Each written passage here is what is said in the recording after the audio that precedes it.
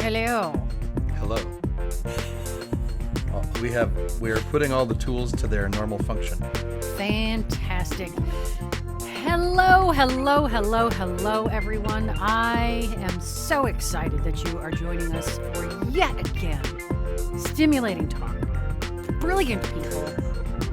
Kelly doesn't know where she's going with this. My name's Kelly Wright. And I'm James Ernest, and we're here all week urging you, our listeners, to be the change you want to find in your own sofa cushions. From the twin centers of podcasting professionalism today, Las Vegas, Nevada, and Seattle, Washington, I am in my very own fourth floor basement right here in Las Vegas, enjoying the not as cold and definitely not wet at all weather.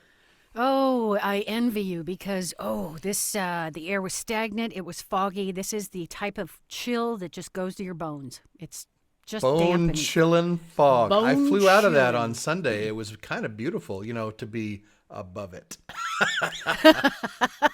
Yes. Anyway, I'm cold. My fingers are cold in the studio. I decided to put on a really fabulous pair of reading glasses so our YouTubers will be able to see it. I think they're pretty good. Your glasses have been a focus of my attention for weeks now. You keep using a different pair.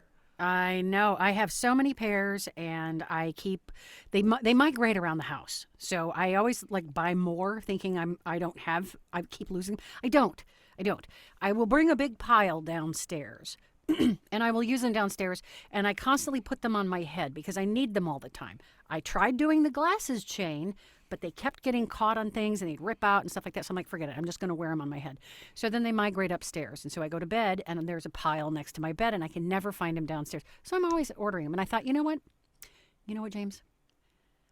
I'm going to change up my reading glasses look by going for some ridiculous pairs. And that way I will treat them with care. And I won't. In the category of things, I have found that there are only two numbers. There is one and there is too many. Because when I basically have one pair of reading glasses that I really like. These are just drugstore reading glasses. Then there's lots of models and frames of these things. I have bought many more in my life, and I have littered them all over the house, but these are the pair that I like. But when you have two of something, and you have one, you know where one of them is, you don't care about the other one, and you wind up losing them both because you don't know which one was the one you care about. And then you get three, and then you get four. And so, like many of the things that I need and like the most, I have learned to have only one of them so that it doesn't slip out of my sight. And this applies to laptops and reading glasses and everything in the middle. I've gone through a lot of laptops in my life because I run a business and I'm always getting equipment for employees and upgrading my own and so forth. And now I feel like my house is just full of old computer equipment, and I don't know what to do with it. And I keep wanting. I'm the slave of this equipment because it wants me to turn it on and see if it still works. And Yes, it's the problem of affluenza. Too many things. Well, it is too many things, but I suppose you can call it affluenza. I don't think that extends all the way to the floor of reading glasses. But like here, for example, I have this lovely Logitech Bluetooth keyboard, which I use with my iPad, and it's lightweight, and I can take it anywhere, except I don't take it anywhere. And every now and then I find myself with another one of these. And now that I have a condo in Vegas, which I don't visit very often, every time I travel down here, I think, I wonder if I should take this down there. I might use it down there. And so this place has now become the dumping ground for all the extra stuff that I have at my house that I forget that I already brought down here once. And now there's going to, in a year from now, there's going to be like 6 of these keyboards sitting down here because I ought to really have one of those down in Vegas. Okay. I just like goofy reading glasses. There you go. I just like them.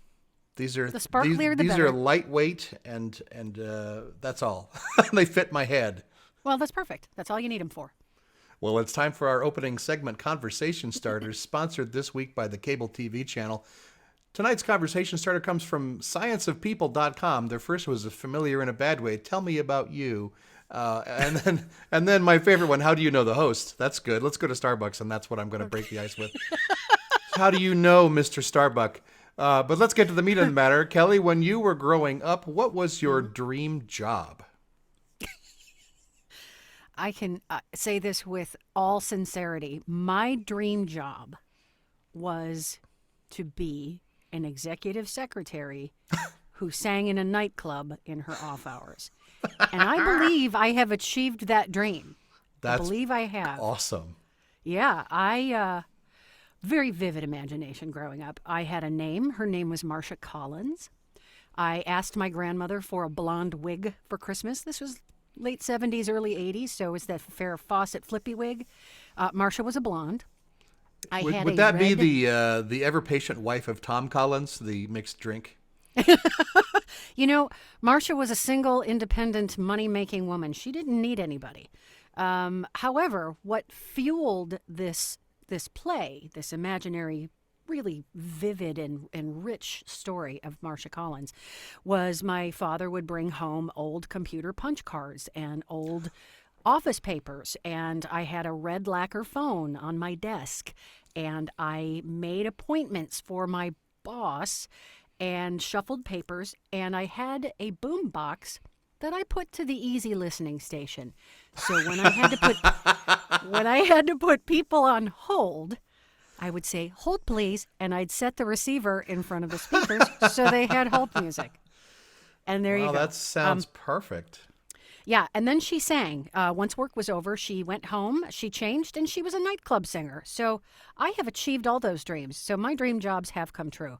How about you, James? First I wanted to be a McDonald's, and then I wanted to be a dinosaur. When I was in 4th grade, I learned to say architect because it made people happy and because it seemed like a decent conjunction of art and math.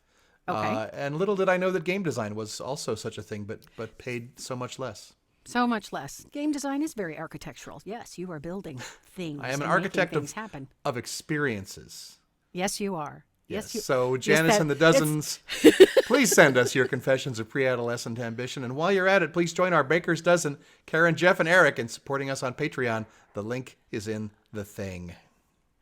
Well, the show title is Our Mics Are Always Hot, and that was just in honor of Joe Biden calling a Fox reporter a son of a bitch. And oh, did he do that? That's a good man. He's a good man. Yep. I think a lot of our allies in the political space have just been sounding off on hot mics lately.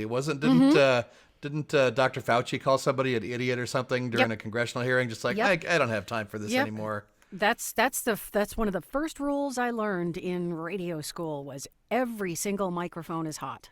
Treat it as always hot. Treat every gun as like it's loaded and every mic like it's hot. I wanted to have that conversation. There's apparently a hunting store now in the SeaTac airport. Have you been to the North Concourse lately? I forget the name of this place. But it sells like, bright orange ear flap hats and everything but rifles, I guess. And there's a couple of dudes in there shopping in this place with their noses hanging out of their masks. And I wanted to sit them down and say, hey, guys, let's have a little conversation about gun safety. Do you point an unloaded rifle at somebody's face? No, you treat it like it's always loaded. Now let's talk about your nose. Yeah, let's talk about this cloth on your face that's not doing what it's supposed to do. Not doing anything. What in the world is a hunting supply store doing at an airport? That is what I thought for 7.5 continuous minutes. I mean, what an odd... I understand. I'll tell you exactly what it is, because when I walk into this store in the sterile 5-story high atrium of the North Satellite, I think to myself, oh, I must be in Seattle. It just feels like someone who's touristing through town would be like, oh yeah, Seattle, this is what Seattle is like. They're all hunters. Of course that's the best I can think of. Because it would be right next to the Starbucks there, so that it's coffee and hunting. So there we don't think of ourselves as the Pacific. The Pacific Northwest thinks of itself as, just a city like any other. But everywhere else in the country thinks that we're all living in northern exposure up here. So it does kind of make sense to have this store. And that was what I decided after 7.5 minutes. But there was nothing in there that I didn't have, or that I didn't need. Okay. That I didn't not already even have. Not even the blaze orange ear flap cap. I think it would have made me safer if I were out hunting. It's true. That's not on my agenda. Speaking of hunting, Seattle's getting medieval there, James, because recently, you know how we have a very dire situation with our homeless living on the street and the junkies and the mental health issues that go along with that. Absolutely. A man was injured by a crossbow bolt On Capitol Hill. So now they're shooting each other with crossbows. What kind of one homeless person was injured by another homeless person shooting with a Correct. crossbow bolt? There was an encounter and a fight ensued and the altercation and the guy shot the victim with a crossbow and then he fled the scene. So they're still looking for him. That's unfortunate. It is unfortunate, but again, it goes along with the narrative of people think it's northern exposure up here. So I can imagine a crossbow shooting in Austin, Texas, or Miami, Florida. I can imagine that. It's not just the Northwest where the homeless guys shoot each other. It's. I think this is a city and where it's like possible to sleep outside. That's a terrible shame, but that's why we have the homeless population that we do, because you don't just die on the street unless you're in a crossbow fight. Unless you're in a crossbow fight, yes. And as far as the guy who had the crossbow, I mean, where would one procure one? I've never known a store. I mean, I guess it would be like Cabela's. Is it Cabela's? Maybe it was goods? homemade. We don't know enough Homemade? about this incident to start. Maybe it was made out of 2 discarded skateboards. You don't know.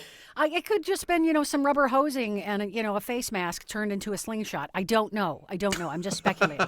Armchair speculation here, folks. James, I hope you got. That's what they come for. They come for armchair. Speaking of armchair speculation, I wanna bring up a point from our last show, or a show before last, which is that 5G is bringing down planes, right? So I talked to my friend who works at AT&T. So you're going to get a perspective from this guy, and I said, so is it true that 5G is bringing down the airplanes? And he did this. Good. You get this question a lot, and you've got my answer. And he's like, look, it's only older airplanes who refuse to upgrade their equipment. I'm like, oh, okay. Okay. That's fine. All right. That's like Microsoft saying, it's your computer's fault because your browser doesn't work. It's just beautiful. Right. But why are you still working on Windows 98? Yeah. I feel like a little safer as long as my airplane doesn't look old. Old? There's actually a couple of really good sites that you can go and look up the flight number, and it will give you the history of the airplane, the age, and all history that of the airplane. stuff. Yeah. And every one of those histories says has not yet crashed due to altimeter malfunction. That's why it's still in operation, folks. So yeah, your friend, I can understand. I empathize with the weight he's feeling of constantly getting asked that. Yeah, okay, another one. Oh, not another one. Oh, okay. I hope you got a bunch of money, James, because. Oh yes. Because.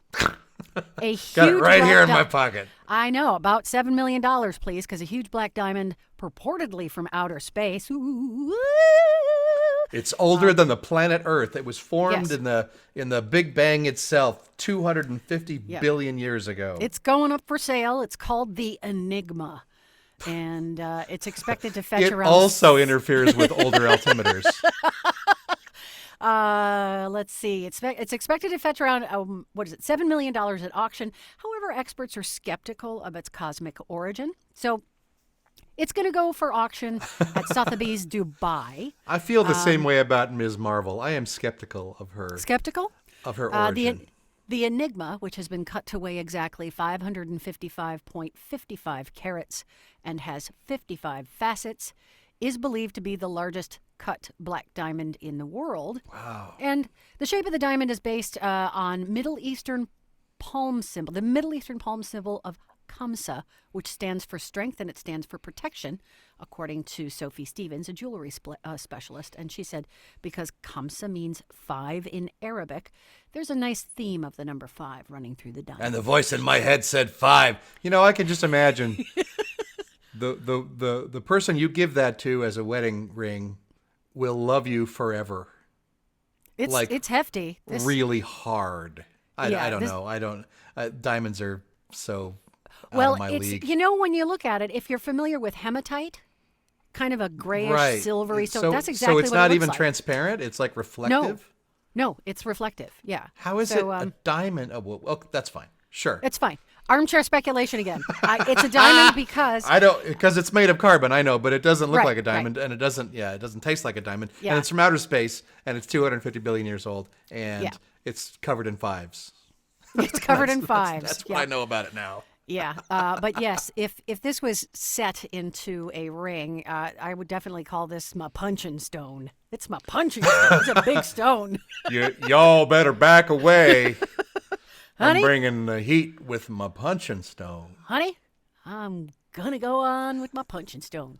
Travel, James. 15 more places have been added this week to the CDC high-risk travels. So, Colombia, Costa Rica, Dominican Republic, Fiji, Guadalupe, Jamaica, Kuwait, Mongolia, Niger, Peru, Romania, St. Bartholomew, St. Martin, Tunisia, and the United Arab Emirates. There goes my international drug trading scheme. I know. I told you, stop swallowing those balloons, James. It'll just kill you in the end. Stop it. Well, they told me it would protect me from COVID. Nope. They were very wrong about that. I believe the 555 carat diamond will protect you from COVID. Protect me from space aliens. I'll be the last person living on Earth. It'll be me and the Snowpiercer train and that diamond. They have a series of Snowpiercer. I just realized I just finished season 2. Oh, you did? Man, so the science in that series / movie / I presume graphic novel series is real. You really have to make a lot of compromises to believe in it. Dubious at best. But the story is fun. There's a lot of really tense stuff in that story. So yeah, Nora and I have been watching Snowpiercer for the last couple months, and it has been a delightful guilty pleasure. And we like the series so much that when it was over, we looked around and said, "What do we do now?" And we watched the movie again, knowing that it was terrible. Like we just wanted more Snowpiercer in our lives, and so we could sort of A/B compare the movie and the show. However, I do say the bright spot in the movie Snowpiercer is the fabulous Ms. Tilda Swinton. I absolutely adore her. She just morphs into whatever character she's playing, and I've been a fan. Tilda, I'm a fan. Shout out to Tilda Swinton. You keep doing you, girl. You're doing good. She was, of course, very good in that movie, and so is Chris Evans, and so is Wilford, whose name I'm forgetting at the moment. But and yet, I mean, it's like, look, I made a beautiful sculpture out of that poop. Yes, it's beautiful, and you did a great job with what I gave you, but still, it's poop. And so, like, there's a lot of the stuff in that movie is like, you did a great job with poop. With poop. This means something. Ed Harris, that's whose name I couldn't remember. Yes, Ed Harris is hilarious as Wilford because he's also like the God figure in the Truman Show, and so we just saw him at the front of the train, and we were like, of course, it's Ed Harris. And I am going to spoil a little something about the TV series, which is that Sean Bean plays the voice of Wilford, but manages to die before the first episode of the show, which is a record even for Sean Bean. Poor Sean. He is just a fall guy and all sorts of. Poor Sean. Sorry, Sean, you're not going to go through in the series. You're going to die. Sorry. You thought you were going to have a continuous job for 7 years. No. Keep looking for work. Anyway, watch the show. It's good. That's not the whole truth, but it sure is good. Excellent. Well, it's about that time in the show that we do this, where we take a break and we hear about our sponsor for Here All Week. Speaking of Sean Bean. I'm not even going to tell you who else I'm supposed to be doing impressions of in this ad because they're all terrible. Well, we'll give it a go. Lads, it almost seems like we've been inside this horse for 2.5 years. That's right, America. Luck Stop Cruises and the cable television channel bring you Season 3 of the Comedy of the Trojans. 40 Greek men inside a wooden horse ready to save the world. If you're like most of us, you're tired of feeling helpless while you watch everything go to hell around you. What can one person do against the global tragedies besetting this modern day? Plagues, global warming, mass extinction. You know the drill. But on Saturday nights, take a break from your existential dread. Join Odysseus, Join Odysseus, Menelaus, Diomedes, and Ajax the Lesser. Hey! Stuck together with 40 of their closest friends. We're closer than ever, right, men? as they lay siege to the ancient city of Troy in a show set completely inside the dark belly of a wooden horse. Turn back the clock to a day when a small dedicated group could change the course of history. Odysseus, tell me again, why are we inside a giant horse? Well, Eucalyptus, the horse is the symbol of Troy, so yesterday we burned our camp, pretended to sail home, and left this prize as a gift. But ouch! Ajax the Lesser is stepping on my foot. How can you tell? He's so small. Hello? Anybody in there? Is this a trap of some sort? Menelaus, is that my wife? Not likely, Anticlus. Sounds like Helen doing her Greek wife impression. Come out, wherever you are. This horse is empty. Oh, dang. Will the Trojans buy the ruse? Or will King Priam heed Laocoon's warning? You know, King, that guy did have a point. Yes, but that was before he and his children were devoured by serpents, my dear. It was a simpler time, a better time, when a small group of friends could change the world. The Comedy of the Trojans, Saturday nights at 8 on the cable television channel. Brought to you by Luck Stop Cruise Lines, your chum in the water. They say a rising tide lifts all boats, and this year Luckstop Cruises is working hard to rise tides all around the world with 3 new gigantic coal-powered luxury cruise ships. They're this sentence. They're the pollutingest ships on the sea and still 95% shark-free. Book your cruise today and help Luckstop raise the Gulf of Mexico to their newest seaport, Gainesville, Florida. Just 177 feet to go. And remember to watch the Comedy of the Trojans, Saturday nights on the cable television channel. Lads, is it getting warm in here, or is it just me? The Comedy of the Trojans. We also make brizoles. Brizoles. All right. There's some tough Greek words in there. This is another mystery wrapped into a show, wrapped into delicious bacon. It's an enigma and a sham, an enigma sham. This enigma puts enigmas to shame. It's a sham of an enigma. It's a sham of an enigma. Do you know the movie Midnight Run, Kelly? Do you know the movie Midnight Run? Oh yeah, the Turkish prison one. Yeah. No, that is not what I'm thinking of at all. What? Midnight Run. Midnight Run. I don't know what you're thinking of, but I'm thinking of a 1988 buddy movie directed by Martin Brest with Robert De Niro and Charles Grodin. This, and I swear to God, this is the movie that the director of Beverly Hills Cop made when they didn't let him direct Rain Man. It is the same exact story, except it's also Beverly Hills Cop. Have you ever seen that movie? It's a star-studded cast. Yes. With Robert De Niro and Cypher and Yaphet Kotto and Charles Grodin is afraid to fly, and so they have to drive across the United States from somewhere in New England to Los Angeles, and it's the same movie as Rain Man, except it's bad. Okay. And, halfway through, it turns out that Charles Grodin was just kidding, and he's a pilot, and whatever. I mean, was it just a dream in a snow globe? It's a weird, campy adventure action comedy that Robin Williams wanted to be in it, and Bruce Willis was considered, but the director was like, no, Charles Grodin, he's the guy. He's going to nail it. I don't buy it. I guess I'm not the Charles Grodin fan that others might be. Well, there's a lot of it's a dry kind of comedy with Charles Grodin, so it's a certain way to approach it. He's not. I don't buy that because I love dry humor.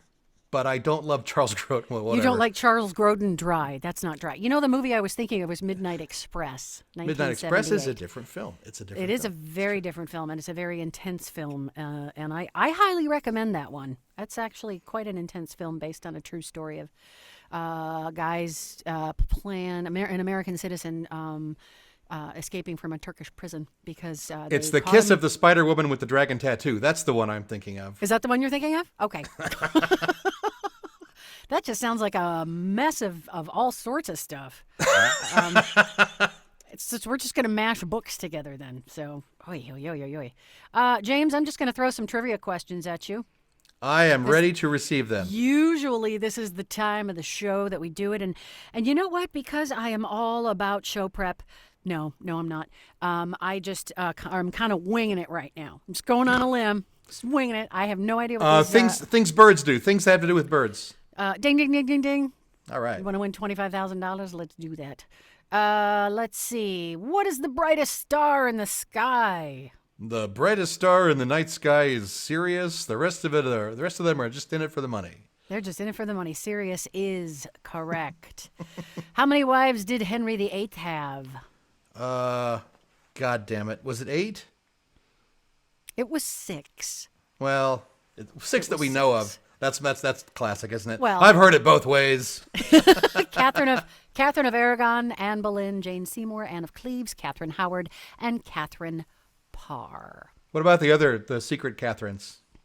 I honestly, it would be too easy to remember if it was 8. Of course, 8's a terrible guess, but that was my guess anyway. But you know what? It's a common mistake. Because he is Henry VIII. Yeah, Henry VI had 8 is- wives, and Henry VII Henry split VIII the had difference. 6. Yeah, split the difference. What is it called when a bottle of champagne is opened with a sword? Clevomancy.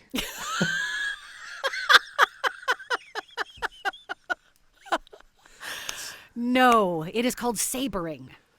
You better get a professional in here. We're gonna be sabering the champagne. I've never seen that happen in person. I've seen videos of it, but I've never seen it happen. Apparently, champagne sabering started with Napoleon Bonaparte and his soldiers celebrating its victory. Well, that's because they were also using knives to open their cans. Do you know, Yes. speaking of Napoleon, canned food was invented like 20 years before the can opener. So, hopefully that stuff stayed good for that long. I hope so. Well, that was going to be a problem then. Never march into Russia in the winter. That's just a bad idea. What am I going to do with all these cans? What was the first toy to be advertised on television? Oh, wow. It was first advertised on April 30th, 1952. 1952. I don't know. Is that Slinky? Mr. Potato Head. I'm close. They're right You're next to close. each other in the Toy Story poster. They are. However, the Mr. Potato Head doesn't go downstairs alone or in pairs. So No, he's terrified of the basement. he is terrified of the basement. What is the most frequently sold item at Walmart? Bullets. No, let's see. I'm going to go with bullets, and then I'm going to say toilet paper is my second guess. It's bananas. Wow. Isn't it bananas? That's bananas. That's bananas. I wonder if I had all 3 of those things, if I would have everything I need in the world. That sounds like a really good cop adventure movie, doesn't it? Bananas, bullets, and toilet paper, or something like that. That sounds tense. Sounds tense. They have to get all the way across Brazil, but one of them is Oh. afraid to fly. Okay, then that just adds a whole definition of travelers of Montezuma's Revenge and Traveler's Diarrhea. Good Lord. What are baby owls called? This I know and can't remember. Isn't that a shame? Egrets. No, they're called. I give up. They're owlets. Oh, okay. Or, That is or owlets. nestlings. Would you like a nice moist owlet? No, I'll go Moist for a owlet. nestling though. Thanks very much. Moist owlet. And one last one, because, it's all about owning your physical being and your body and being comfortable in your skin on this show. Okay. On average, how long does it take food to pass through the human body? Did you know that every molecule of food in your belly is at least 4 hours old? Let's see. How long does it take food to pass through all of you? Yeah, it says through the human body. So I guess what do we have? 24 to 36 hours. We got 24 miles of intestines jammed in there or something like that? You have over 4 miles of tubing inside of your stomach. Tubing. And that means that all the food you eat is at least 4 hours old by the time it reaches your stomach. It says 53 hours. 53? Well, it says that the- person who wrote that doesn't eat a Taco Bell. Well, I read this answer. I'm like, that's not my family. No Right. way. Two before 10 and we're good, hon. Chop, chop, and yesterday's on the books. It says the longest part of the whole process is in the large intestine, wherein food can sit there for more than 40 hours, depending on the person. So surely other people believed the answer to be 24 hours too, because Yeah. Well, I'm going with other people on this one, and I also think Henry VIII had 900 wives. Had 900 wives, and the Enigma Diamond is from outer space. Sure. It's billions of years old. So you are sitting in beautiful Las Vegas. How are you That's doing? what they tell me. What are you doing? Nothing. I am, as usual, coming down to check on my condo. I knew that I was going to have to call a plumber because my bathtub was leaking, for instance. The faucet just gently, the cartridge goes bad, and eventually it drips enough that you call a plumber. And strangely, when I got here, it was dry. And so now I'm like, well, What? maybe it wasn't leaking as much as I thought. But it's that kind of maintenance that I do from time to time that I don't want to Yeah. leave this place. Like I did during the first year of the pandemic. I left it for 6 months, and then I wound up with a car that wouldn't start and a sink that leaked, and you just the effects of abandonment. Just an that- overall that sense I'm of trying ennui. to forestall. Yeah. Yeah, ennui. But I have Yeah, friends down here who have a game night, so I'll be gaming with them on Friday Good. and so forth. What about you? What are you doing back in the cold, dank, foggy hellscape that is Seattle? The hellscape. I am, excuse me. I will be focusing on work this week. I don't know what is going on, but this January has been nuts for the guys' calendars that I help support. Just absolutely nuts.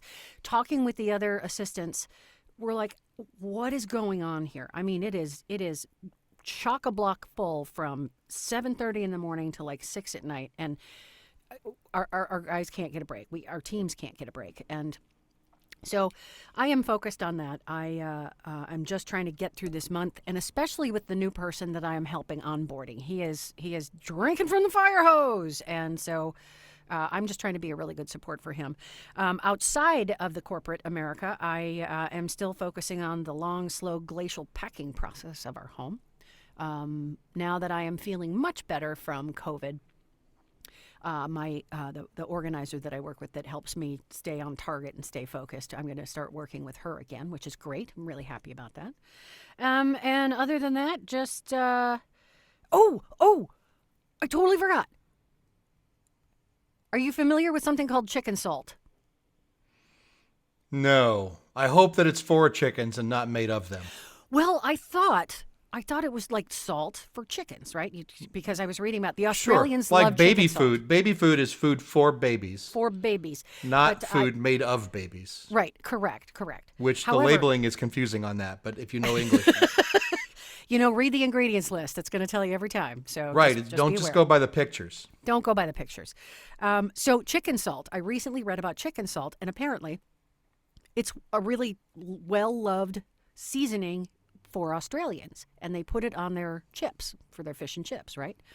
So I'm intrigued because it was only recently available in the United States at about 2019. So I ordered one off of online and got it, and I was like, well, that's pretty good. And then I dug into and found a recipe where I could make it myself, and basically it is a spicy, umami, chickeny flavored salt to throw on things, and I am in love, people. I am absolutely in love. So, but you can put it on whatever you want. Baked What's potatoes. in it? rice. What's the recipe? Tell us the secret to the chicken salt. I will tell Kelly. you the secret. It is salt. It is powdered chicken bouillon, low sodium chicken bouillon because you're already adding salt. It is onion powder, garlic powder, celery seed, sweet paprika, and white pepper. It's delicious. It's seasoning salt. It is seasoning So salt, but it's variety of seasoning salt. with I bet that's chicken. really good on everything. So far, before I did the show, I had a lovely bowl of steamed broccoli and cauliflower with a little bit of butter and chicken salt. I was Yeah. doing the happy food dance in the kitchen. I'm like, this is so good. This is really good. So, Sounds really good. so I will be experimenting on what chicken salt can go on, including chicken, because I do adore a good roasted chicken. So that's me. And I'm good. I'm all good. I'm happy. I'm feeling a lot better. I think you can hear it. I know I can feel it in the energy in myself. So, because I know I've been kind of like meh in some of the other shows, but I'm feeling a lot better. Well, I found a new food product on this trip at the local grocery store. It's called Texas Toast. Now, we know what Texas toast really is, because it's like French toast without the eggs. Basically, you fry a piece of toast on a griddle. This is a loaf marketed as Texas toast, which is basically just white bread that has been sliced thicker than regular bread. It's Yep. thick sliced bread. It is bread with less slicing. But Yes, it is a thicker piece. I bet it would make some pretty good Texas toast if I went ahead and added some chicken salt and some other ingredients and threw it into a hot pan. I think I should send you a container of said chicken salt so you can enjoy your food in Las Vegas as well. I brought home from Hawaii, I brought home 3 souvenir, like long tubes of seasoning salt, and they look beautiful in the store. And then you put them in your kitchen and they won't stand up and there's no place to put them. And so it's like, what do I do? Oh, I'm supposed to season things with it. But what in the meanwhile, how do I know I have it if there's nowhere I can put it? So I have to use that stuff up too. I may have too much seasoning salt in my life already, but I wouldn't say no to yours. To chicken salt.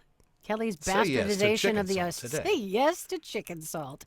Folks, thanks so much for going on this crazy journey with us. As always, we appreciate you spending your time.